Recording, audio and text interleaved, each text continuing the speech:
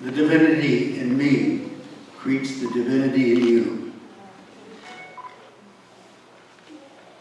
As we come to the end of this year's 10 days free from violence, we especially honor Mahatma Gandhi's in this 150 years of his birth. As mentioned last Friday evening at this Science of Spirituality Meditation Center, Gandhi believed in nonviolence to the extent that he was willing to stake his life on it.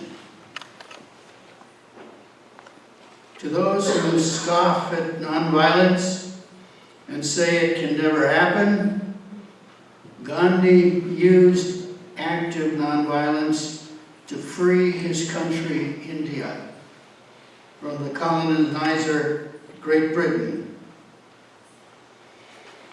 Not one English mother lost the life of her son or daughter to a violent war, and India became a free and independent country.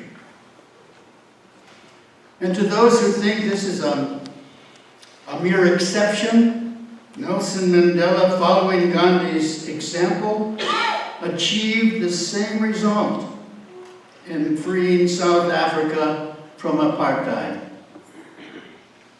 I believe the biggest obstacle to worldwide nonviolence is the belief that some wars, such as our Revolutionary War, our Civil War, and the Second World War,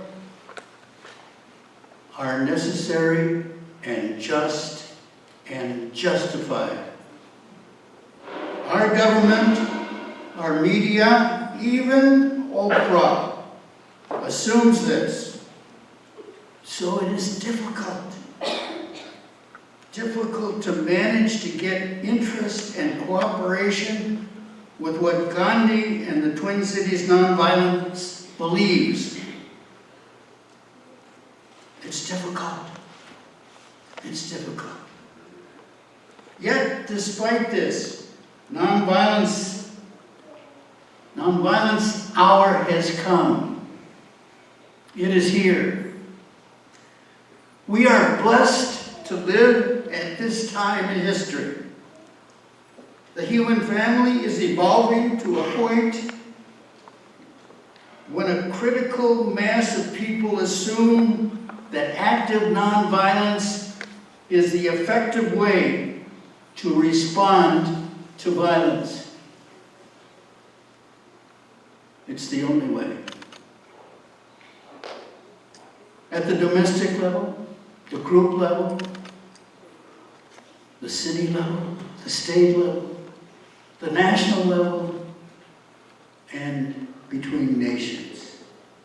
It's the only way to be at peace, to find peace. We're coming to realize in our human evolution that punishment and the threat of punishment are not the answer to wrongdoing. Rather, we are experiencing that punishment under the guise of justice is actually vengeance. Vengeance.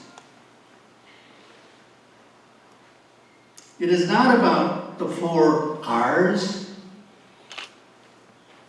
rehabilitation, restoration, reconciliation, and, when possible, restitution. Punishment is about getting even, paying back. It results in even more violence.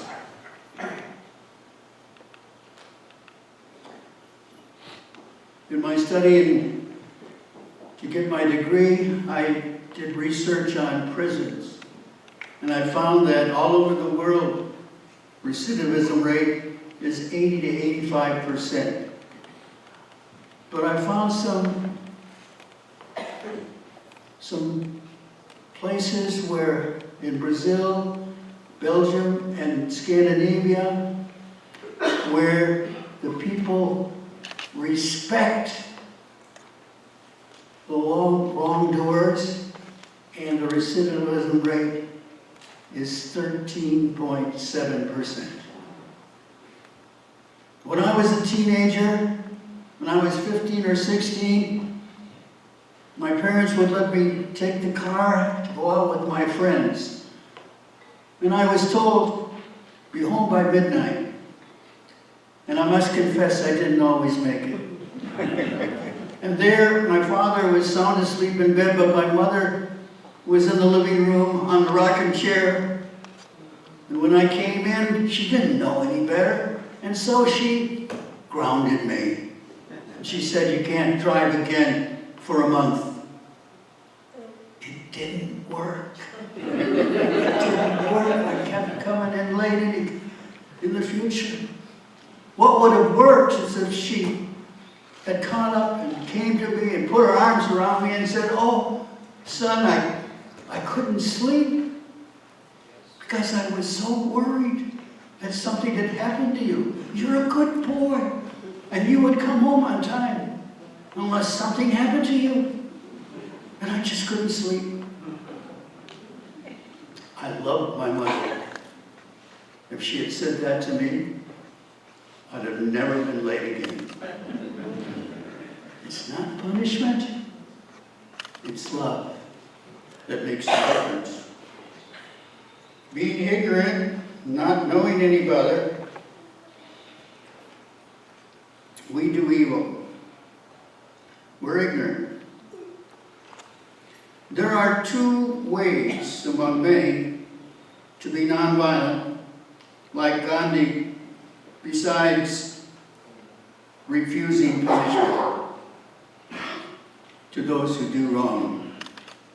One, besides punishment, is to assume there are no evil people in this world. Assume everyone is good. We do evil, no doubt about it, and I'm first in line. But our intentions are good. It depends on our values. We were taught our values as we were growing up by our parents, by our religion, by our schools. We do evil because we assume it's good. We don't know any better. Hitler assumed he was doing good to get rid of the Jews. That the man was ignorant, taught to hate by a father who beat him regularly. Most people in prison today are victims of violence themselves, as Hitler was. Being ignorant, not knowing any better, wrongdoers need not to be punished, but to be educated as to what is in their long-term self-interest. This is a challenge. This is a challenge. And the third way to be nonviolent is to assume that we are all one, that our separation from each other is an illusion. All the spiritual leaders have taught this, from Jesus, Muhammad, Gandhi, Martin Luther King, Mandela, the Dalai Lama, and more.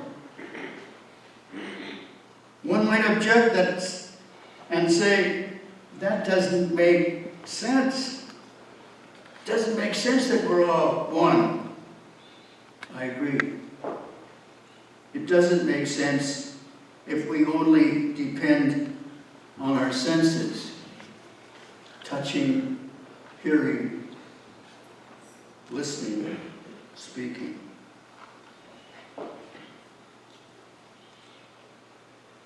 For centuries, we assumed the earth was flat, the center of the universe. that the sun revolved around the earth. We still say the sun rises and the sun sets.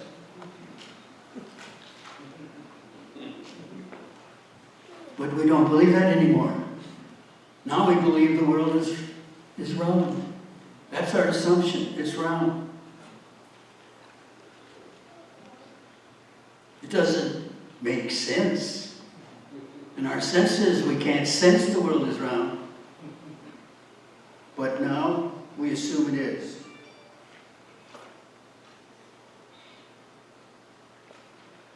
When we assume we're all one, then what's good for you needs to be good for me, and vice versa. Otherwise, it's not any good. Hence, we cooperate rather than compete. It's the end of competition. It's the end of seeing some people better than others.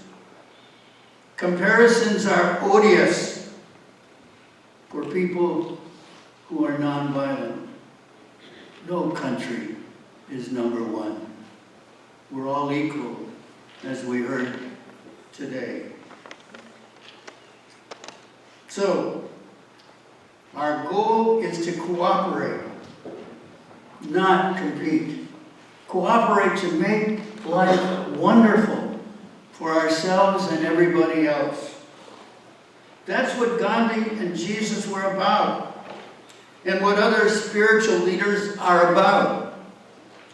It is what Twin Cities Nonviolence is about.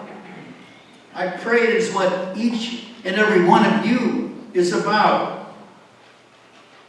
Making life wonderful for yourself and for others. Please join me. Thank you.